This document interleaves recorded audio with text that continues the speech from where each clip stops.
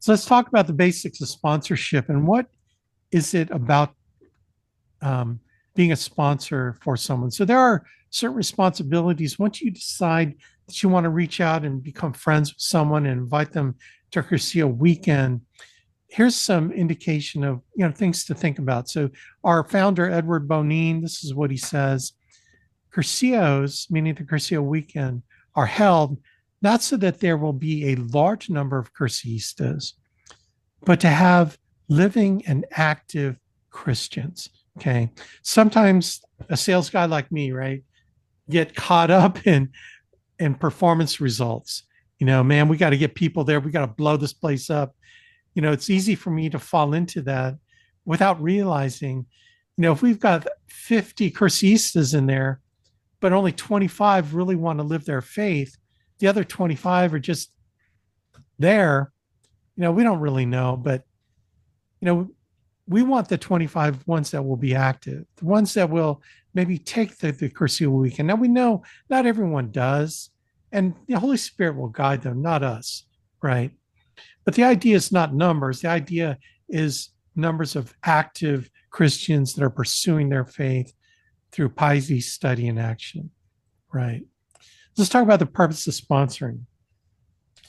It's to bring about a change in the environment, right? It's a deliberate act to bring Jesus Christ into the world. So think about that in the Percusio. We're in our environments. We're at work, we're at play, we're hanging out with family, we're hanging out with friends, having dinner with friends, we're at a party, right? But we always are who we are. We can't separate being Christian from being in the world. It's not meant to work like that, particularly if you're a cursista. The purpose of the Cursillo is to equip the faithful with the tools and methods to meet their baptismal promise, which is to bring the gospel of Christ into the environments in which they operate. Now, come on, man, we're not talking about you becoming a street corner preacher, okay? We're just wanting you to be the normal person that you are. But now that you have Christ, you're pursuing Christ in a deeper way, that what comes out naturally is the desire to share Christ with others. So, what are the responsibilities of a sponsor? The responsibility of a sponsor is much more than delivering your candidates to the doors of the Cursillo Center, okay, driving them there. It's more than that. Okay, it is that, but it's more than that. All right. Sponsors should discuss the weekend with their candidates to assure them that they may ask any questions and will be told anything they will want to know about the weekend. Sometimes when you look at Cursillo weekends, like online, sometimes you hear the slam that, I didn't know anything. We're very secretive about it. That we don't want to be secretive about. If they got questions, we want to be open with what's going to happen. We don't have to go blow by blow of every royo that's going to be talked about, although we can talk about what royals are going to be in there. We don't want to give them a straight up syllabus or anything, but we do want to give them a comfort level that there is a purpose for every talk. There's going to be opportunity to go to mass every day, reconciliation, a way to really be in front of the Blessed Sacrament, etc. Okay, so don't be a secret agent about this thing. Sponsors also need to provide support and prayer for their candidates. Man, your number one job, in my humble but accurate opinion, is to pray for your sponsoree. Okay, to be in deep prayer for them for the weekend, right? And to nurture your friendship after the weekend, or before the weekend and after the weekend. And if you're there as part of the team during the weekend, but primarily in the fourth day, nurturing them into a small group, being a really good sponsor, which to me is getting them into a small group that they can, participate in the fourth day properly. Okay, so the sponsor should, number one, speak to God about their candidate before speaking to their candidate about Cursillo. So the people that you're thinking of, pray for them, pray to God, Lord, help me with this relationship so that I can maybe open their heart to possibly coming to a weekend, right? But help me become the friend I should be for my friend. Understand what the movement is about. You only understand it through small group, through coming to the Altreas, to coming to School of Leaders, really learning about what we're about. Again, it's the encounter with Christ, encounter with ourselves, and our encounter with others. Know the candidate. Using the Curcio method of make a friend, you got to become a friend. How do you become a friend? Get to know them and let them know you, right? Become a friend. I mean, we all have friends, right? And we have deeper friends than others. Everyone is an opportunity, right? Show an example of how to live a Christian life by being at church all the time and having them see you standing in line at reconciliation. To me, that's a powerful witness right there. Ensure your candidate is baptized. Okay, they're a practicing Catholic. They can receive most of the sacraments. Okay, so let me clarify that. Okay, maybe they don't have their marriage annulled yet, so maybe they can't receive communion. Okay, even though we have communion there, they really can't go up to receive it. Tell them it's okay. Don't feel left out. If you feel left out, maybe you come after your marriage is annulled. But I don't want to prevent them from coming just because they can't receive all the sacraments. That's why I say receive most of the sacraments. All right, but they got to be at least, confirmed, right, etc.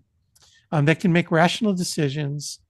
They don't have any obstacles that would hinder participating in a group reunion in Altrea. That's a little bit up in the air. I don't know that I would use that as a heavy criteria, but those are obstacles to be handled later, in my opinion. Share the basic details of the weekend and the fourth day perseverance method of group reunion on Altrea. If they're married, make sure their wives understand kind of what they're getting into. Okay. Besides the weekend transportation, arrange any assistance to the family during the candidate's absence. Okay, so look, if they need a little help with the kids, getting the kids somewhere, maybe you could offer to help, your friend that you invited with some of their family duties, like taking kids to soccer or, not letting those kind of things be an obstacle for them to come to the weekend. Like offer your help to help them in that instance, right? Of course, prayer and sacrifice before, during, and after the weekend. Support the candidate in the fourth day by staying in close personal contact for at least a year. Work with post Curcio to get him or her into a group reunion. Make sure they have an opportunity to attend Altreas. All right. Who to ask? Ask people that, did you see going to church on a regular basis? They're able to see most of the sacraments, as I mentioned. You have a sense they're emotionally stable. They don't have any active substance abuse issues, and they're able to participate with an open mind in the weekend experience. Now, here's something that you got to be cognizant of: is Curcio is not a counseling movement. Okay, like if they've got some serious issues, like maybe they shouldn't come out. Okay, maybe they require help from a professional when it comes to mental health issues, that sort of thing, right? We really want to find someone who's fairly stable and they can participate, and really get something out of the weekend. Be prepared. So, in other words, are you actively participating in a small group reunion? That is a great way to prepare yourself to inviting someone. If not, get some help sponsoring with someone who is. Okay, so if you're not really attending a small group, maybe find someone who is that can maybe introduce them to your friend, or maybe you can put them in touch to talk about Curcio. Okay, but be helpful if you got into a small group. Check with people in your area that maybe you can get into a small group. Be conversant with what goes on in the weekend. Obviously you've been through one, so you can be conversant about it. Be able to summarize the weekend activities, the main thrust of some of the talks, piety, study, action, grace, sacraments, as well as the logistics of the weekend, so they know what to expect. Do you have your elevator pitch down? Okay. And what I mean by that is, have you figured out what you're going to say when someone says, well, tell me about Curcio? Do you know what Curcio means to you personally? Both the weekend, the fourth day. What is your particular witness?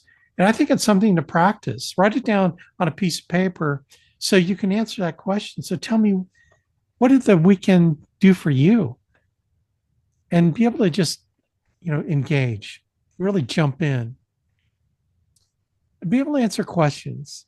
But, look, also direct them to other resources, other Cursises that can answer their questions. This is what we call triangulation. Like if you all go to the same church and you got, other Cursises at that church, and they kind of know each other, your friend you're trying to invite, they know someone else in the church that's a Cursista. Invite them to, to say, hey, talk to Blake. You know Blake, right? Yeah, oh, yeah, I know Blake.